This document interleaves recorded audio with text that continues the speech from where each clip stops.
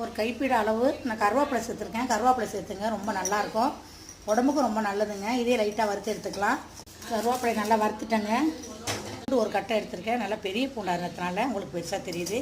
பூண்டு சேர்த்துங்க, தோலோடு தான் சேர்த்துருக்கேங்க. இதுவும் நல்லாயிருக்கும், உடம்புக்கு ரொம்ப நல்லது. இதே லைட்டாக வறுத்துக்கலாம்.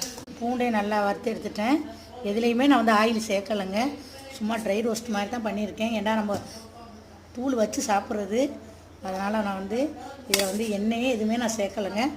இப்போ இது ஆறட்டும், ஆறுனதுன்னா பொடி பண்ணி காட்டுறேன். நான் இப்படி தாங்க செய்வேன், டேஸ்ட்டு நல்லாயிருக்கும். இப்போ வந்து நம்ம ஒரு மிக்ஸி ஜாடி எடுத்துருக்கேங்க, ஜாடி எடுத்துருக்கேன். நல்லா சுத்தமான காய வச்சு எடுத்துங்கங்க. இப்போ நம்ம இதில் தான் பொடி பண்ண போகிறேன். இப்போ இதோட நான் பொடி பண்ணிக்கலாங்க. எல்லாத்தையும் ஒன்றா சேர்த்துக்கிறேன். சில பேர் அரிசி சேர்ப்பாங்க, நான் சேர்க்க மாட்டேங்க.